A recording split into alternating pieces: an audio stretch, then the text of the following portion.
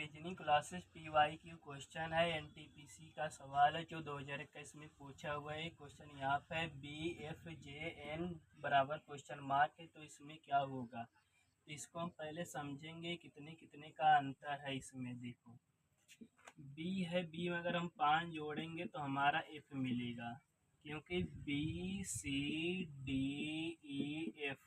बराबर हमारा 5 आता है। F 5 पे आता ही है B से। उसके बाद इसके भी अंतर 5 है, इसमें भी अंतर 5 है, इसमें भी अंतर तो 5 ही होगा। अब इसमें 5 जोड़ेंगे N में, NOPQRS हमारा आंसर क्या आएगा, NOPQR 5 पे हो गए, 1 2 3 4 5 यानी 5 पे हमारा आ गया, तो हमारा यहाँ इसमें R सही होगा।